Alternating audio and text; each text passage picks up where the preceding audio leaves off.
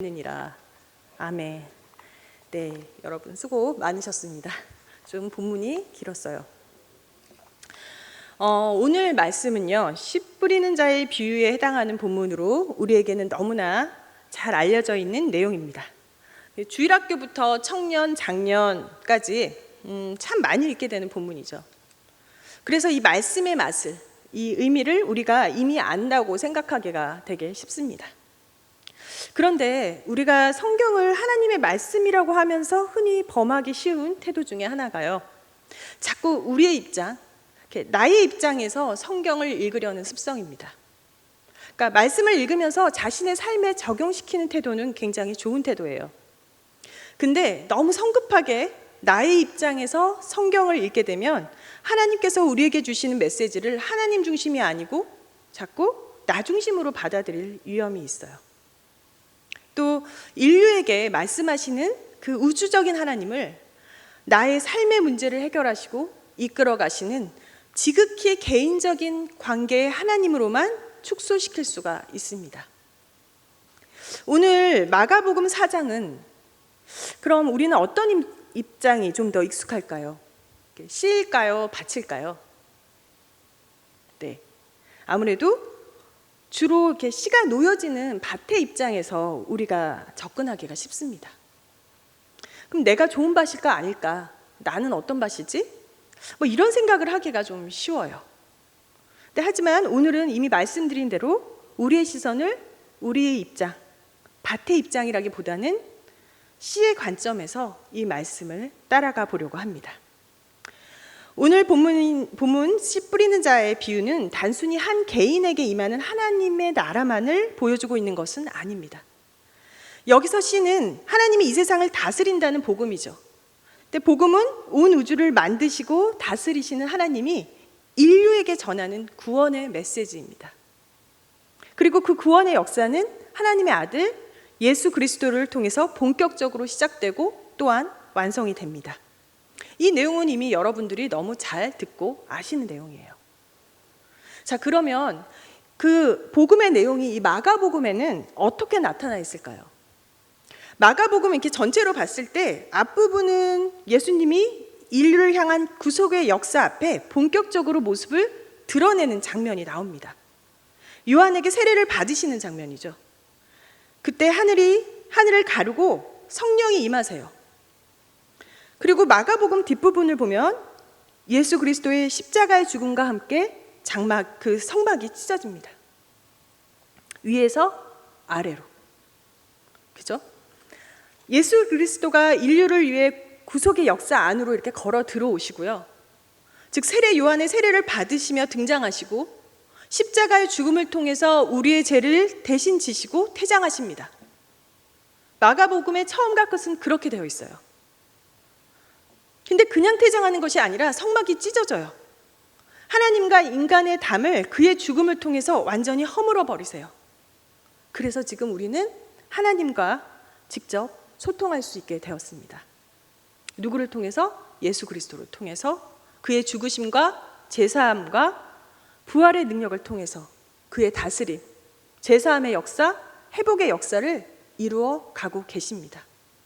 따라서 이 이야기는 우리를 구속하신 하나님의 이야기의 막은 아직 끝나지 않았습니다. 지금도 계속되고 계세요. 그 안에 근데 눈에 띄는 두 비유가 등장을 합니다. 전반부 오늘 다룰 4장에는요, 씨 뿌리는 자의 비유, 그리고 후반부 처음 부분이라고 할 수 있는데 후반부의 처음 부분 12장에는 악한 포도원 농부의 비유가 나타납니다. 앞 비유에서는 하나님이 다스린다는 그런 복음의 씨가 뿌려지고요, 뒷부분의 비유에서는 하나님의 나라가 어떻게 이 땅에 이루어지는지, 어떻게 상속되는지를 보여주고 있습니다. 그러니까 즉 그의 아들의 죽음을 통해서 누구의 손에? 악한 소작인의 손에 의해서 죽은 그 아들을 통해서 이 땅에 하나님의 나라가 이루어짐을 보여주고 있습니다. 오늘 특히 이 씨 뿌리는 자의 비유를 통해서 하나님께서 주신 하나님의 다스림의 원리, 예수님께서 말씀하신 하나님 나라의 비밀에 다가가 보려고 합니다. 그럼 하나님의 나라가 이 땅에 어떻게 드러나는지 4장을 통해서 살펴보도록 하겠습니다. 4장 1절을 보면요, 예수님께서 너무 많은 사람들이 모여드니까 예수님한테 배를 준비하게 하시고 그 배에 오르셔서 바다에서 이 육지 쪽을 향해서 그 육지 쪽에 있는 사람들을 향해 가르치고 계세요. 앞서 1장에서 3장까지 많은 기적들이 일어났죠. 병고침의 역사와 귀신이 쫓겨나가는 역사를 본 사람들이 예수님께 막 몰려드니까 예수님 뭐라고 하세요? 이런 것 같아요. 예수님이 얘들아, 지금 너희들이 병 고치고 귀신 쫓겨나가는 걸 보고 이렇게 쫓아오는데 너희가 알아야 할 것이 따로 있어. 그러면서 예수님께서 정말 그들이 알아야 할 진리에 대해서 말씀하고 계세요. 그게 뭘까요? 이 천국이라고 말하는 하나님 나라죠. 하나님 나라입니다. 그래서 이야기를 시작하시기 전에 3절에 listen, 잘 들어라 하고 시작을 하세요. 이렇게 명령하세요. 씨 뿌리는 사람이 씨를 뿌리러 나갔다. 예수님께서 지금 불특정 다수의 그 육지에 있는 그들에게 말씀하고 있는 것처럼 씨 뿌리는 자는 씨를 뿌립니다. 근데 잠깐 여기서 씨를 어떻게 한다고 합니까? 여기 성경에서는요. 씨를 심는 것이 아니라 뿌린다고 하죠. 뿌린다고 해요. 그러니까 이 씨는 다양한 밭에 그대로 말 그대로 뿌려지는 거예요. 그럼 이 심는다와 뿌린다, 이 차이는 무엇일까요? 영어로는 뭐 플랜트, 여기는 뭐 스캐터 이렇게 나옵니다. 이 심는다와 뿌리다의 차이, 이 심는 거는 심을 곳을 우리가 선택을 해서 거기에 씨를 심는 겁니다. 그런데 이 씨를 뿌리는 것은요, 말 그대로 그냥 뿌리는 거예요. 근데 성경은 뭐라고 되어 있죠? 뿌린다고 되어 있어요. 땅의 상태나 놓여질 곳을 고려하지 않고 말 그대로 뿌리고 있는 것입니다. 그러니 결과가 어떨까요? 밭의 상태대로 씨의 결과, 즉 하나님의 나라가 드러나게 됩니다. 그러니 이 말씀은 밭을 잘 가꾸라는 메시지일까요? 씨의 관점에서 본다면 그보다는 하나님이 이 땅을, 이 우주를 다스린다는 이 하나님 나라의 복음, 그 다스림의 선포가 어떤 과정을 겪으면서 우리 앞에 도래되는지, 나타나는지를 보여주는 것이라고 할 수 있습니다. 그렇다면 여러분, 이런 생각할 수 있어요. 처음부터 제대로 된 땅에 심지 왜 이렇게 할까요? 이 본문에 대해서 여러 견해들이 있어요. 당시의 밭의 상태가 그렇게 돌밭과 가시밭과 옥토가 이렇게 뒤섞여 있어서 고대 농법으로는 그럴 수밖에 없었다, 이런 설명도 있습니다. 근데 그런 이야기를 차치하고라도 우리가 세상의 관점으로 봤을 때 이렇게 씨를 마구 뿌리는 방식은 별로 경제적이거나 효율적으로 보이지는 않습니다. 하나님 나라의 방식은 그 능률과 효율을 따지는 데 익숙한 우리의 관점에서 볼 때 참 이해되지 않고 심지어 낭비적으로 보일 때가 있어요. 마태복음에 있는 그 20장에 있는 포도원 품꾼의 이렇게 품삯을 책정하는 비유가 나오죠. 그 방식도 그래요. 아침부터 일하는 사람이랑 오후 늦게 일하는 사람이랑 모두 같은 금액을 지불하잖아요. 그죠? 그런데 하나님 나라를 품은 그 씨는요, 30배, 60배, 100배의 열매를 거둘 가능성을 이미 가지고 있어요. 이것이 바로 하나님 나라를 이루는 방식입니다. 따라서 하나님 나라에서 문제는 좋은 밭들이 아니라 씨예요. 복음입니다. 그러니까 하나님이 하시는 거예요. 그러니 우리는 어떻게 하라고요? 잘 들으라고 합니다. 잘 들으래요, 자꾸. 왜죠? 외인들은 들어도 그게 무슨 말인지 모르고요, 봐도 보지 못한대요. 근데 하나님 나라는 지금도 선포되고 있어요. 지금도 뿌려지고 있어요. 우리의 삶 가운데 나타납니다. 근데 그 모습을 보는 사람만 봐요. 왜냐하면 그 씨는 너무 작아요, 우리 눈에. 그리고 그 씨의 가능성은 감추어져 있거든요. 그래서 하지만 그의 씨 열매는 보면 30배, 60배, 100배의 열매로 드러납니다. 그러니까 그들에게는 그 보잘것 없어 보이는 상황, 하나님의 손길이 그렇게 뚜렷하게 보이지 않는 상황에도 하나님이 뿌리시는 그 작은 씨앗 하나가 내 마음에, 내 삶에 자리 잡고 심겨지고 자랄 때 얼마나 큰 열매를 거두는지 약속하고 선언하고 계시는 거예요. 그러니 잘 보아라, 잘 들어라 하시는 거죠. 그것을 볼 수 있고 들을 수 있는 것이 우리의 복입니다.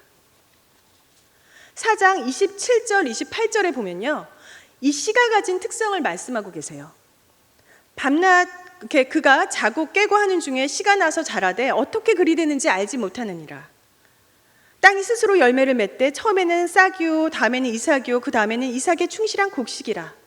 이처럼 씨는 감추어짐과 드러냄이라는 하나님 나라의 이중적인 특성을 담고 있습니다.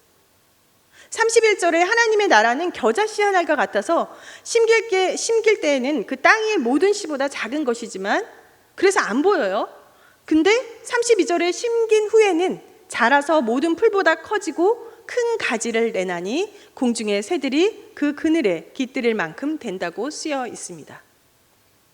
그래서 그 씨의 비밀을 아는 자는 24절에 그들이 헤아린 자만큼 받을 거래요. 그들의 헤아린 대로. 여기 여러분이 만약에 영어 성경을 보신다면 여기서 이 자는요, 사람이 아니에요. 측정하는 자, 여러분. 측정하는 자예요. 가늠하는 자, 헤아리는 자예요. 근데 사람들은 각자의 이 자를 가지고 있어요. 그래서 나름대로 손해보지 않으려고 이렇게 재고 저렇게 재고 하면서 살아가죠. 그 자를 의미하는데요, 하나님 나라를 보는 사람, 그 복음을 듣는 사람은 그들이 헤아린 만큼, 그들이 측정한 만큼 더 받을 거고요, 그걸 보지 못하는 자는 있는 것도 빼앗길 거라고 합니다. 하나님 나라의 복음이 이 땅에 뿌려질 때, 이 땅에 선포될 때 그것을 볼 자들은 보고 보지 못할 자는 못 본다, 이렇게 말씀하고 계세요. 그것이 하나님 나라를 이루어 가시는 하나님 나라의 비밀입니다. 그러니까 하찮아 보이고 별 볼 일 없고 아무것도 얻어지는 것 같지도 않고요, 4장 그 35절 우리가 읽지 않은 그 이하에 보면 후반절에 예수님이 배 위에서 이렇게 주무시듯 무관심한 것 같아 보이고요, 제자들의 눈에. 27절에 밤낮 자고 일어나는 사이에 그 씨가 그렇게 보여도 그렇게 밤낮 자고 일어나는 사이에 그 씨가 싹이 나고 자라는 것처럼 그 사람은 어떻게 그렇게 되는지 알지 못하죠. 우리가 모르는 사이에 하나님 나라의 복음, 그 씨는 열매 맺고 있어요. 버려지듯 낭비하는 것 같아 보이는데 땅에 제대로 떨어진 그 씨가 풍성한 열매를 맺고 있습니다. 성경은 그렇게 말씀하고 있습니다. 그럼 이 열매는 이 땅에 예수님이 다시 오시는 그날에야 우리가 볼 수 있을까요? 아니요. 그러니까 물론 그때 그 열매는 분명하게 보여지겠죠. 하지만 지금 이 땅에도 하나님 나라의 비밀을 아는 사람, 그것을 보고 있는 사람은 이 땅에서도 그 나라를 누리는 열매가 있습니다. 하나님 나라의 복음은 은혜 받을 자에게만 골라서 선포되지 않습니다. 우리의 자격이나 상태에 상관없이 마구 뿌려지는 것이 바로 하나님 나라의 복음이에요. 그래서 우리의 마음밭이 어쩜 당시 팔레스타인의 땅처럼 자갈과 모래와 막 가시덩굴이 섞여 있는지도 모르겠습니다. 그래서 이미 하나님 나라를 받아들인 옥토라고 하지만 때로는 근심과 걱정에 가시밭길이 될 때도 있고 또 돌밭이 섞여 있을 수도 있어요. 그래서 하나님이 나에게 원하는 것을 들어주시고 할 때는 찬양하고, 또 나의 문제가 좀 안정이 되면 또 금방 잊어버리기도 합니다.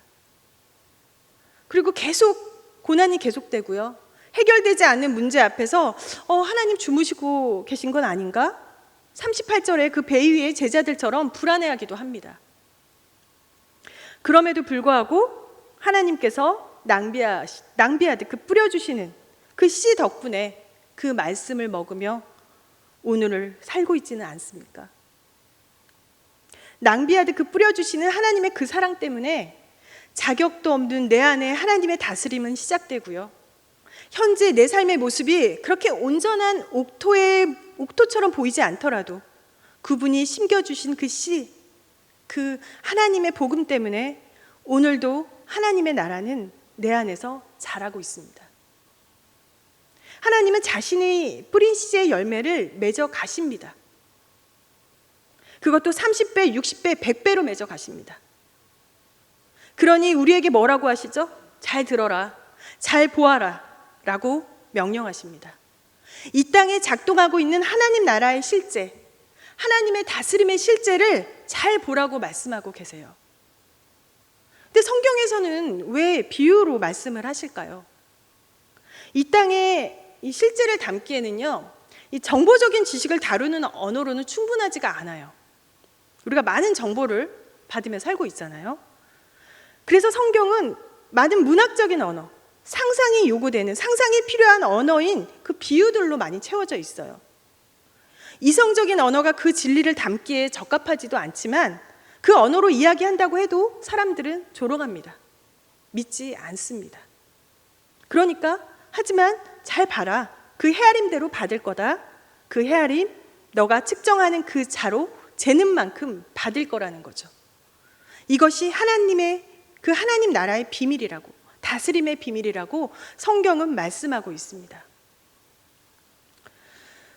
여러분, 요즘 여러분의 일상은 어떠십니까?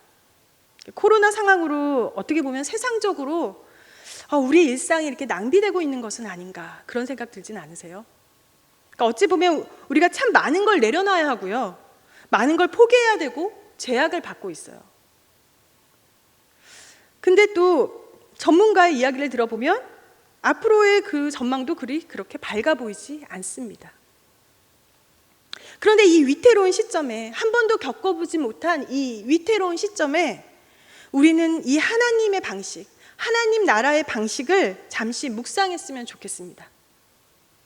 감춰짐과 드러남, 그 씨가 담고 있는 하나님 나라의 비밀을 기억하셨으면 좋겠습니다.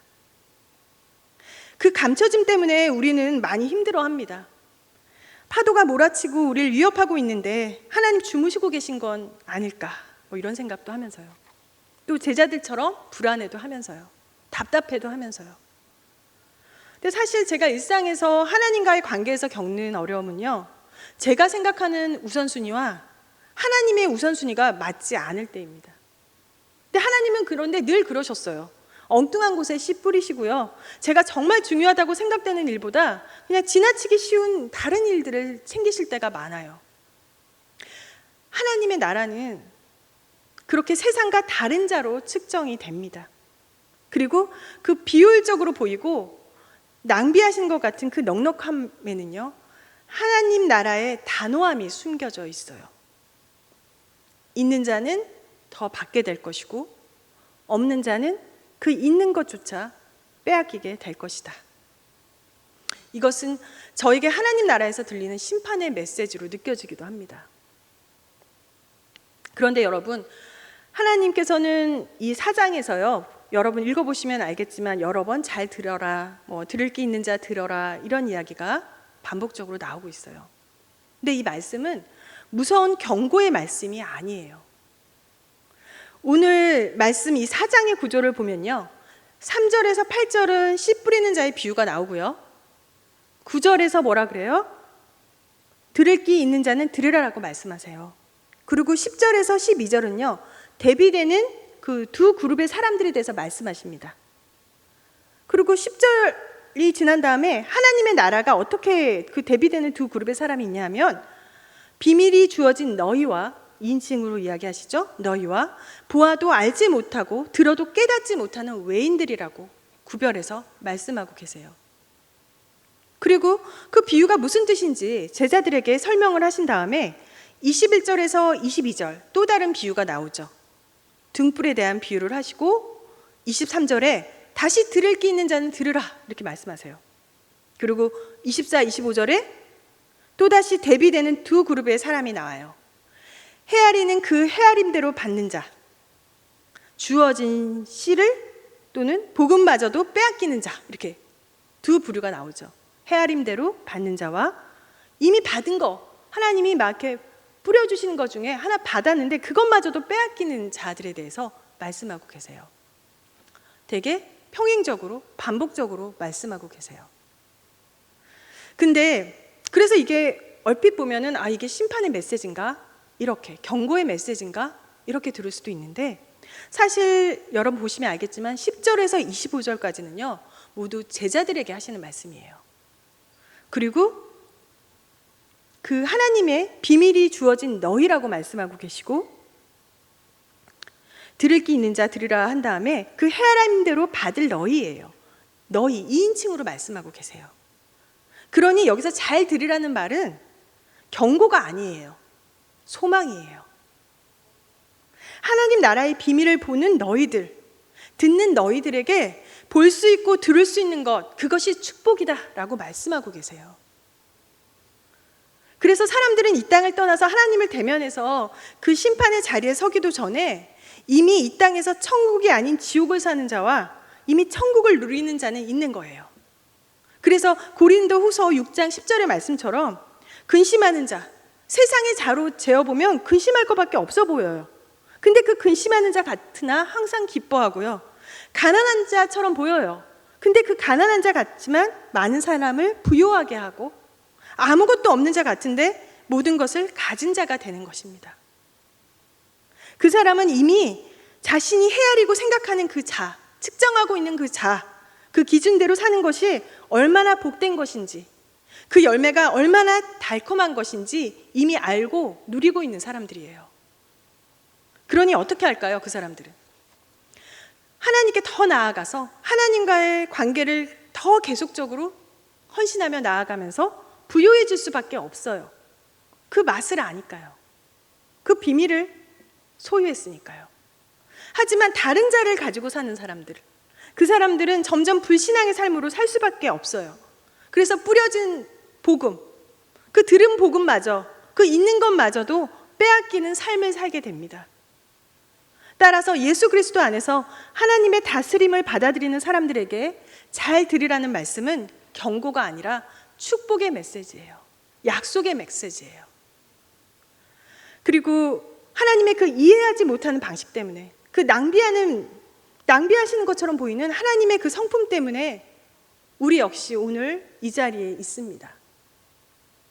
복음을, 하나님의 나라를 선포하는 예수님은 어떤 밭을 거치셨나요? 여러분 생각해 볼까요? 어떤 과정을 거치셨죠? 처음엔 유대인의 왕이라고 막 지켜세우는 사람들이 있었어요. 그러다 자신의 권력이나 이해관계 때문에 예수님의 말씀을 듣지 못하고 질투하고 심지어 죽이려고 하는 사람들도 있었습니다. 그리고 예수님을 따르겠습니다 하고서는 죽음의 두려움 앞에서 말을 바꾸는 사람들, 복음을 전하려고 예수님께서 병을 고쳐주시면 금방 돌아서고 잊어버리는 사람들.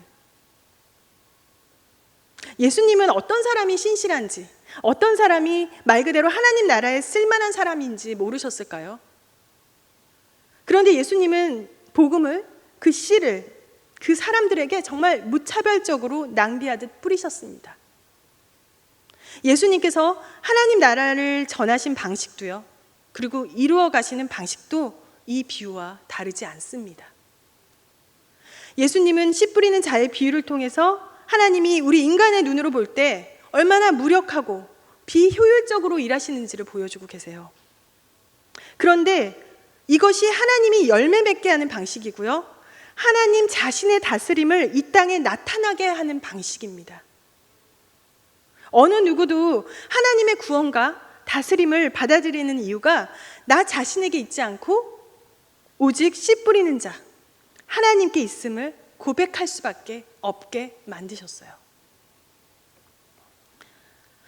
이것이 땅을 구별하지 않고 차별 없이 한없이 퍼부어 주시는, 낭비하시는 하나님의 은혜입니다.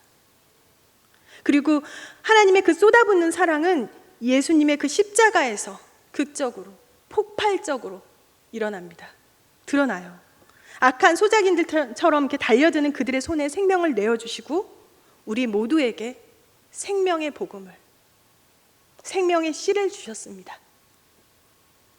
고린도전서 1장에 그 22절, 24절에 있는 말씀처럼요, 표적과 지혜를 찾는 우리에게 증거와 이성적인 설명을 요구하는, 그래야 하나님 저 믿을 것 같아요 라고 요구하는 우리에게 하나님은 십자가에 달리신 그리스도를 주셨습니다. 그 쏟아붓는 사랑, 낭비하는 사랑을 볼 수 있는 사람들에게 하나님은 그의 나라를 유업으로 주십니다. 오늘 이 십자가의 사랑을 붙잡고 하나님의 나라를, 하나님의 다스림을 받아들이는 우리에게 하나님은 들을 귀 있는 자라고 말씀하고 계십니다. 함께 찬양하겠습니다.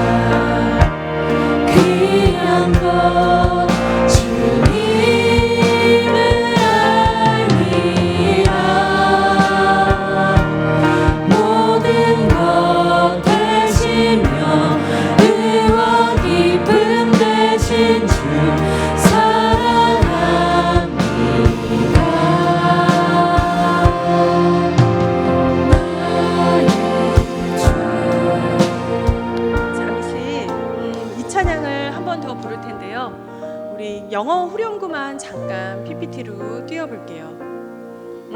우리 한번 다 똑같이 부르고 마지막에 후렴구를 한번 더 부를 때 우리 영어 가사를 한번 좀 생각해봤으면 좋겠어요. 좋은 찬양인데 이게 번역하는 과정에서 영어가 훨씬 좀 분명하게 좀 전달되는 부분이 있어요. 다행히 좀 다 쉬운 단어들이에요. 저도 영어를 그닥 좋아하거나 잘하지는 않는데 Knowing you, Jesus, 하나님을 아는 것, 하나님의 다스림을 알려면요 예수 그리스도를 통해서만 우리가 그 다스림을 받아들일 수 있잖아요. 하나님을 아는 것, 그 나라의 통치, 그 나라, 하나님의 나라, 그 비밀을 아는 거예요. Knowing you, Jesus 한 다음에 There is no greater thing. 더 이상 그것보다 위대한 것은 없어요. 우리의 고백이 이 찬양처럼요 당신은 나의 모든 것이에요. 당신은 나의 최고세요. 당신은 나의 기쁨이세요. 당신은 나의 의로움이세요. 그리고 저는 주님을 사랑합니다. 이 고백, 이 심플한 고백이 우리 찬양 속에서 함께 선포되고 고백되었으면 좋겠습니다. 한 번 더 이 찬양 부르겠습니다.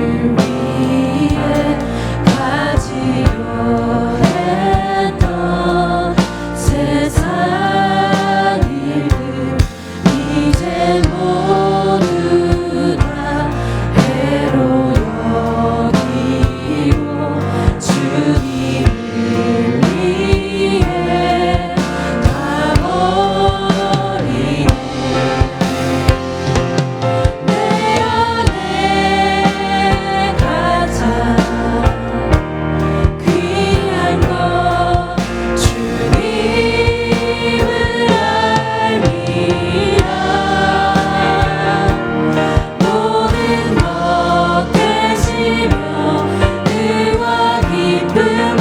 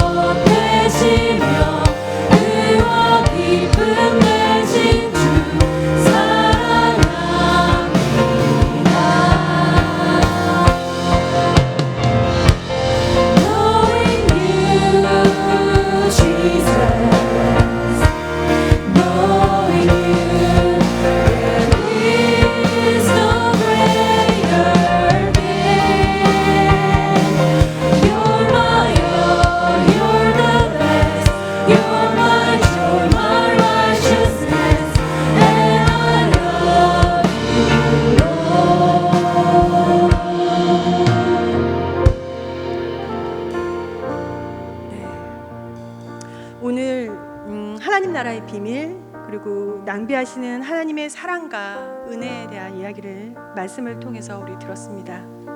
그 사랑 때문에 우리가 지금 이 자리에 와 있음을 고백하는 자리가 되었으면 좋겠습니다. 그 사랑의 방식이요, 세상의 눈에는 되게 정체되어 보이고요, 어리석어 보이고 효과도 없어 보이고, 그래서 오늘날 이렇게 다양한 문화, 굉장히 다양한 문화와 가치가 요구되는 이 다층적인 이 현대사회에서 많이 거부되고 조롱받기 쉬워요.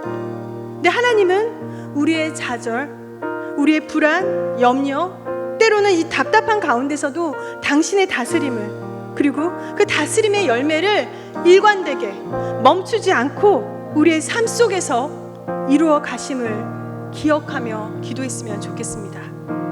함께 기도하도록 하겠습니다. 살아계신 아버지, 이 시간 가운데 주님 사랑이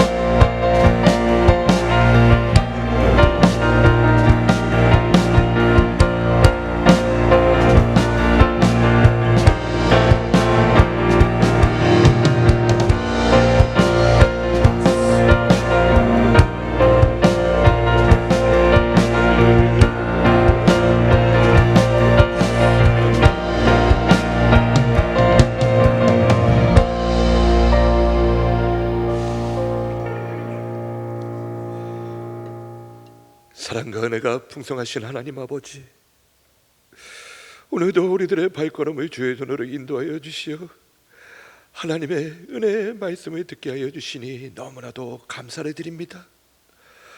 오늘날 우리는 한 번도 경험하지 못한 불확성실과 말씀의 기대를 살아가고 있습니다. 말씀을 읽고 듣고는 있지만 그 말씀대로 살아가지 못하고 SNS와 유튜브를 통해 수많은 설교명과 예배 영상을 보고 있지만 정말 무엇이 바른 말씀인지 깨닫지 못하고 살 때 또한 너무나도 많았습니다. 분명히 귀 있는 자는 들으라고 말씀하셨는데 들은 하나님의 말씀대로 살아가지 못했고, 교회 왔다가 그냥 교회 문을 열고 나가는 순간 정말 세상과 전혀 다를 바 없는 모습으로 살아가기도 했습니다. 주여, 우리를 불쌍히 여겨주시고 긍휼히 여겨주시사 정말 불확성살과 이러한 말씀의 기갈 시대 가운데 정말 진리의 말씀 앞에 바로 설 수 있는 저와 우리들이 되게 하여 주시옵소서. 우리가 읽고 듣고 묵상하고 받고 매번 하나님의 말씀대로 살아갈 수 있는 귀한 은혜를 허락하여 주시옵소서. 우리 하나님의 말씀을 통해 하나님을 더욱더 잘 알게 하시고 하나님의 말씀을 통해 우리의 모든 것 되신 주님의 크고 놀라운 사랑을 날마다 경험하고 깨닫는 저와 우리들이 되게 하여 주시옵소서. 하나님의 말씀 앞에서 다른 그 무엇이 아니라 아멘하면 아멘 된다는 믿음, 하나님의 말씀대로 반드시 이루어진다는 분명한 믿음으로 승부하며 나갈 수 있는 하나님이 찾으시는 귀한 우리 서대문교회 모든 성도들이 되게 하여 주시옵소서. 우리 주 예수 그리스도의 은혜와 하나님 아버지의 사랑하심과 성령님의 교통하심이 하나님을 살아가며 하나님의 말씀을 사모하며 하나님의 말씀 앞에서 당당하게 나아가는 우리 서대문교회 모든 성도들 가운데 이제부터 영원토록 함께 있을지어다. 아멘.